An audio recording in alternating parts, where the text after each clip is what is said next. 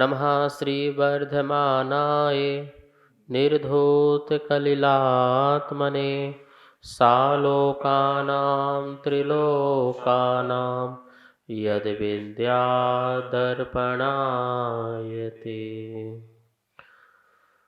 रत्नकंडक श्रावकाचार परम मांगलिक ग्रंथ है। आचार्य समंतभद्र स्वामी द्वारा दूसरी तीसरी शताब्दी में यह लिखा गया है। इसमें 150 श्लोक हैं। संस्कृत इसकी भाषा है। सम्यक दर्शन, सम्यक ज्ञान, सम्यक चारित्र, संलेखना और श्रावक की 11 प्रतिमाओं का इसमें वर्णन है। हम सम्यक दर्शन के 8 अंगों को समझ रहे थे। उसमें पहला अंग निशंकित अंग को समझ लिया था। आज दूसरा अंग है निहिकांक्षित अंग। जैसा कि इसका नाम ही है निहिकांक्षित, मतलब किसी भी प्रकार की आकांक्षा नहीं होना, इच्छा नहीं होना। कोई हम व्रत करते हैं, कोई हम धर्म करते हैं, तीर्थ यात्रा करते हैं, पुण्य के कार्य करते हैं, परोपकार करते हैं, उसके बदले में किसी भी प्रकार की सांसारिक सुख की इच्छा नहीं होना, उसका नाम है निहिकांक्षित अंग है। यह निकांक्षित अंग सम्यक दृष्टि को पाया जाता है।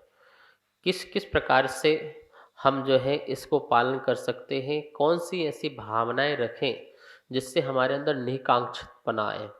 क्योंकि जब तक हम अपनी भावनाओं को नहीं समझेंगे कि हमें किस लिए हम किस चीज़ की आकांक्षा कर रहे हैं, यदि वो चीज़ हमें समझ में आ जाती है तो फिर हम किसी चीज़ की आकांक्षा करेंगे ही नहीं।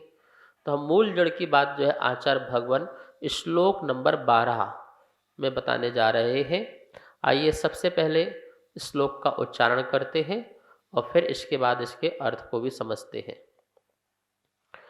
कर्म पर वशे कर्म पर वशे शांते दुखई रंत ऋतोदये दुखैरंत ऋतोदये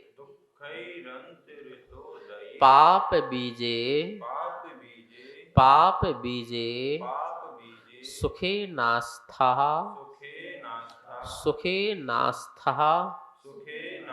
श्रद्धाना कांक्षणा स्मृता श्रद्धाना कांक्षणा स्मृता। पूरे श्लोक का उच्चारण करते हैं एक साथ मिलके। कर्म परवसे शांते दुःखैरन्ते ऋतोदये पाप बीजे सुखे नास्था श्रद्धाना कांक्षणा स्मृता। कर्म पर वसे। देखो, जीवन में व्यक्ति सुख चाहता है, लेकिन वो कौन सा सुख चाहता है? जो सुख हम चाह रहे हैं, क्या वो हमें सुख मिल रहा है? आचार्य भगवान कह रहे हैं कर्म पर वसे। ऐसा सुख है आपके पास जो कर्म के परवश है, अर्थात पराधीन है, वशीभूत है, कर्म के वशीभूत है, कर्माधीन है। कैसा है सुख हमारा? कर्माधीन है। कर्म का उदय मिलता है, साता बिंदी कर्म का उदय आता है, फिर हमें साधन मिलते हैं और उसको पाकर के हम फिर सुखी होते हैं। तो ये सुख है। लेकिन क्या ये सुख शाश्वत रहेगा? क्या ये सुख जो है सदा सदा हमारे पास रहेगा? बोले नहीं रहेगा। तो बोले ऐसे सुख की क्या आकांक्षा करना। हम आकांक्षाएं करते हैं ना, लेकिन वो कह रहे हैं कि वो सुख क्षणभंगुर है, कर्म पर वसे। एक तो पराधीन है, हमारे स्वाधीन नहीं है। हम जैसा चाहते हैं वैसा सुख हमें मिलता नहीं है। कर्म का उदय आएगा तो फिर हम उसको सुख को भोगेंगे। तो कर्म पर वसे, कर्म के पर वशीभूत है, अर्थात कर्म के अधीन है। शांतये, दूसरा क्या है? शांतये, सा अंते, मतलब अंत सहित है। जो भी इंद्रिय सुख मिल रहा है वह अंत सहित है, उसका अंत होगा। जैसे कोई चीज़ के संयोग हुआ है तो उसका क्या होगा? वियोग होगा। आज धन मिला है फिर धन का अभाव होगा, ठीक है ना? तो जो कुछ भी हमें संयोग मिला है उसका वियोग निश्चित है। तो ये सुख कैसा हुआ? अंत सहित हुआ। मोक्ष सुख है, जो मोक्ष सुख है, अनंत सुख है, सिद्धों में जो सुख है वो शांति नहीं है, वो अनादि अनंत है। उसका अंत नहीं होने वाला ऐसा सुख है, उसका कभी भी अंत नहीं होगा। हर समय अनंत अनंत सुखों को भोगने वाले होते हैं। लेकिन जिस सुख की हम कल्पना कर रहे हैं, जैसे हमने शारीरिक सुख की कल्पना करी, हमें शरीर का सुख मिल जाए तो वो कब तक रहेगा? हमें भोजन मिल जाए अच्छा, तो भोजन का सुख कब तक रहेगा? प्यास लगी है और आपको जल मिल जाए, ये आपने भावना रखी, तो जल का सुख कब तक रहेगा? आपको वस्त्र चाहिए, सुंदर सुंदर वस्त्र मिल जाएंगे तो वो सुख कब तक रहेगा? आपको मकान चाहिए तो मकान मिल गया तो वो सुख कब तक रहेगा? आपका विवाह होना चाहिए, विवाह हो गया, वो सुख कब तक रहेगा? तो जो कुछ भी आपको मिलेगा वो अंत सहित होगा, मतलब शांत है। कैसा है वो? अंतर से सहित है। तो वो ऐसा सुख जो है शाश्वत सुख नहीं हो सकता। फिर ऐसे सुख की कांक्षा क्यों? फिर ऐसे सुख की मांग क्यों, डिमांड क्यों, इच्छा क्यों, आरजू क्यों? बोले नहीं। और कैसा है? दुख ही अंत रितोदये, कह रहे हैं दुख ही, दुखों से, दुखों से अंतरित उदय, संधि निकलेगी अंतरित उदय, मतलब अंतरित उदय मतलब बाधा देने वाला है, उदय देने वाला है, उसमें अंतर डालने वाला है। वो जो सुख है उस सुख में दुख बाधा डालने वाला है, इसलिए दुखों से बाधित है। किससे बाधित है? दुखों से बाधित है। जो सुख आपका है उसमें दुख के बीज हैं। जैसे मान लो कि आपने मकान ले लिया तो आप बोले खुश हो गए, लेकिन मकान दुखों से बाधित है, वो आपको दुख देने वाला बनेगा। आप मकान को लेकर परेशान रहते नहीं रहते हो? कभी ये हो गया मकान में, कभी वो मकान में हो, कभी ये कराना है, कभी वो कराना है, तो कितने विकल्प है, ठीक है ना? एक विकल्प, कितने सारे विकल्प है। तो दुखों से मिश्रित है ना, दुखों से बाधित है ना। चलो यह शादी नहीं हो रही, शादी कर ले, शादी हो गई, अब दुखों से बाधित है ना, क्या सुखी हो गए? तो कह रहे हैं दुख ही अंतरितोदय, जिसमें दुखों से भरा हुआ है। जो सुख कैसा है? दुखों से भरा हुआ है। इसके लिए उदाहरण दिया है आचार्यों ने, जैसे तलवार में चढ़ी हुई शहद, तो तलवार में शहद चढ़ा दो तो उसको चाटो, तो चाटने में मीठा मीठा स्वाद लगेगा, तो क्या मिलेगा? सुख मिलेगा। और उससे जब जीभ कट जाएगी तो क्या लगेगा? दुख लगेगा। तो कैसा सुख रहा? दुखों से बाधित था, मतलब वो उस सुख में भी दुख भरा हुआ है। जैसे किसी को खुजली हो जाती है तो खुजली खुजाने में कैसा लगता है? बड़ा अच्छा लगता है, लेकिन बाद में क्या होता है? वही दुख देती है। जैसे श्वान होता है, कुत्ता होता है, वो हड्डी को चबाता है तो उसके मसूड़े छिल जाते हैं, तो उससे ब्लड आता है, तो उस ब्लड को चूसता है तो उसे सुख लगता है कि इससे क्या मिल रहा है? मुझे ब्लड मिल रहा है, भोजन मिल रहा है। लेकिन जब वो थक हार जाता है, बैठ जाता है, तो उसको दर्द होता है, उसको पीड़ा होती है। ऐसा होता है ये इंद्रिय सुख है, ऐसा होता है पराधीन सुख। कैसा है? एक तो कर्म पर वसे, कर्म के अधीन है। दूसरा कैसा है? शांतये, अंत सहित है। तीसरा कैसा है? दुखई अंतरितोदये, अंतरितोदय मतलब बाधित, दुखों से बाधित है, मतलब कि उसमें दुख से भरी हुई चीजें हैं, ठीक है। पाप बीजे, और कैसा है? पाप का बीज है।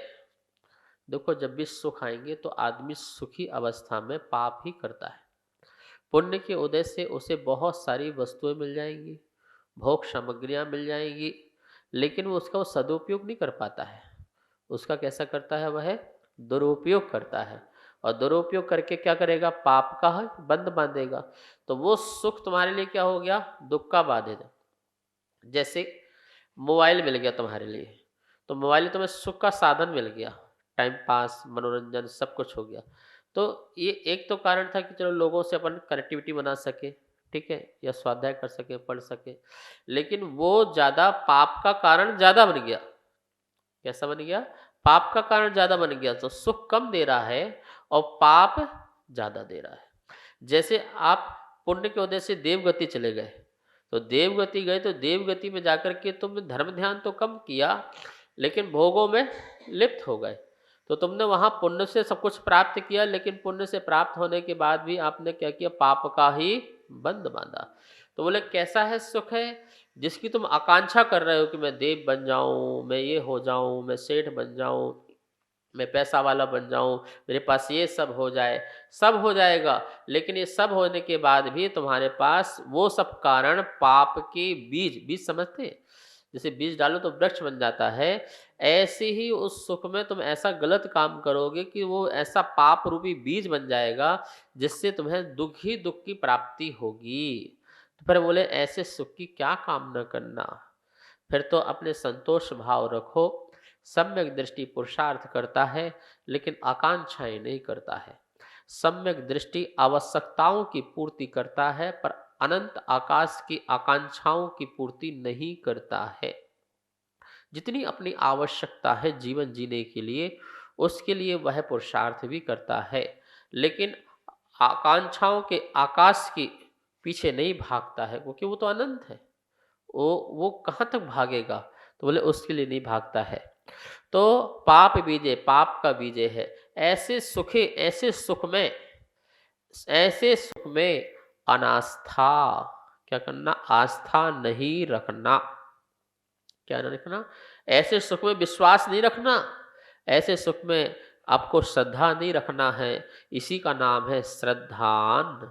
ऐसा श्रद्धान जो करना है वह आकांक्षणा स्मृतः, उसे आकांक्षण स्मृतः मतलब कहा जाता है, उसे मतलब निकांक्षित अंग, अनाक्षणा मतलब कांक्षा से रहित, निकांक्षित अंग उसे स्मृता मतलब कहा जाता है या कहते हैं। तो कह रहे हैं यहाँ पर कि जो भी तुम्हारे इंद्रिय सुख हैं वो कर्म से अधीन है, अंत सहित है, दुखों से बाधित है, पाप के बीज है। ऐसे सुख में आस्था नहीं रखना ही इसका नाम निकांक्षित अंग है।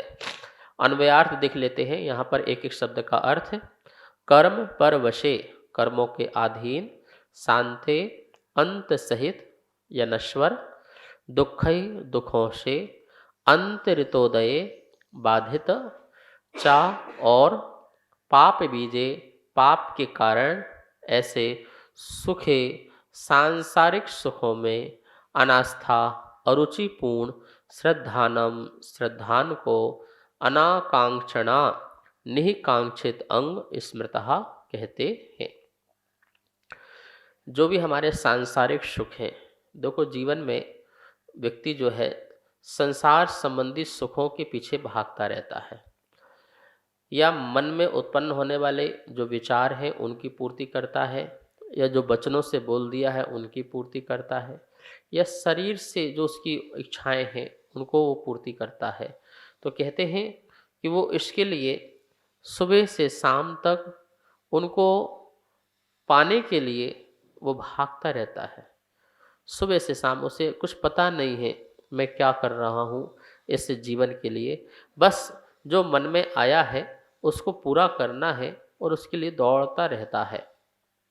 शाश्वत सत्य को नहीं समझ पाया है कि मैं जिसकी दौड़ लगा रहा हूँ वो वस्तु जो है या वो व्यक्ति जो है मेरे जीवन में कभी भी अनंत काल तक साथ नहीं रह सकती है।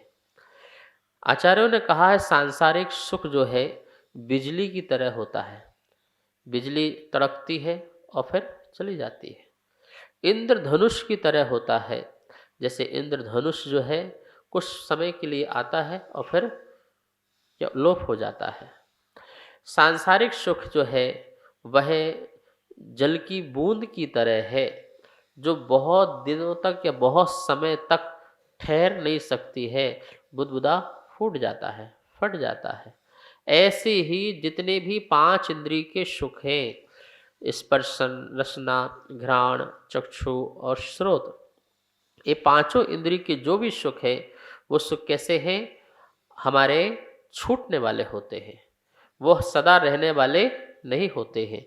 इसलिए निहिकांक्षित हम भगवान की पूजा करें तो उस पूजा में हम आकांक्षा के भाव मत रखें।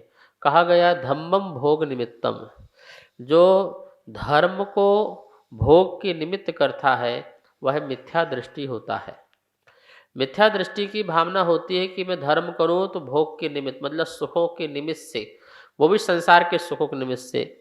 कोई कह रहा है कि मैं पूजा कर रहा हूँ, मेरे लड़का हो जाए या विवाह हो जाए, घर की प्राप्ति हो जाए, ऐसा हो जाए, इस उद्देश्य से ऐसा कराना, उस उद्देश्य से कराना। ये सब जो भाव हैं, ये धर्म जो है आपने भोग के निमित्त किया है। यद्यपि तुम्हें उन चीज़ों की प्राप्ति हो जाएगी। क्यों? क्योंकि तुम धर्म जब कर समय कर रहे हो उस समय तुम पाप नहीं कर रहे हो। जब पाप नहीं कर रहे, तुम्हें पुण्य का बंध बंध रहा है, तो उससे तुम्हें वो चीज़ें मिल जाएंगी। लेकिन जो चीज़ तुम्हें मिलेंगी वो शाश्वत नहीं रहेंगी। जब शाश्वत नहीं रहेंगी तो फिर तुम दुखी होगे, फिर तुम परेशान होगे। तो सम्यक दृष्टि जो है, कह रहे हैं कि भोगों के निमित्त से नहीं, धर्म के निमित्त से जो है धर्म करता है। उत्तम सुखों की, जो उसके अंदर आत्म सुख है उसको प्रकट करने के लिए, जो शांति है उसको प्रकट करने के लिए प्रभु की आराधना, प्रभु की वंदना आदि इस प्रकार से किया करता है। जिन लोगों को डर होता है, भय होता है, वो व्यक्ति लोग जो है इस प्रकार का संग्रह आदि किया करते हैं, संचय करते हैं, परिग्रहों को जोड़ा करते हैं कि अब क्या होगा, कल क्या होगा, आगे क्या होगा, इसका क्या होगा, उसका क्या होगा। इस प्रकार के जो उधेड़ बुन है मन में चलती रहती है, वो लोग जो है सांसारिक आकांक्षाओं के पीछे फिर भागते रहते हैं और उनको अपनी आशा में अंत में निराशा ही मिलती है। क्यों? क्योंकि कभी किसी की आशा पूरी नहीं होती है। हमारे भगवान कैसे बैठ गए? नाशा। नाशा क्यों? ना आशा। जिनको कोई भी किसी से किसी भी प्रकार से आशा नहीं रह जाती है, ऐसी दृष्टि नाशा दृष्टि हो जाती है। वो पलके भी झुका लेते हैं, संसार को भी नहीं देखना है। क्यों? संसार को देखेंगे तो क्या है, जहर चढ़ता है। यद्यपि वो निर्मोही है, मोह से रहित है, लेकिन हमारी व्याख्या यही है कि हम भी जब सब इंद्रियों को बंद कर लें और आत्मा में बैठ जाएं, तो हम भी जो है आशा रहित होकर के अपने स्वभाव में ठहर सकते हैं।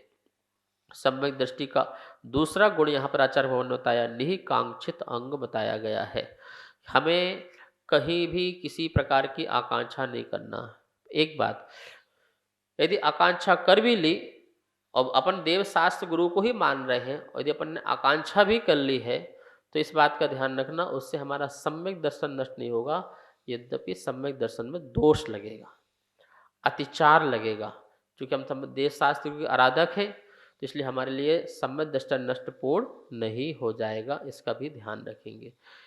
यह श्लोक आप याद कीजिए और कंठस्थ कीजिए।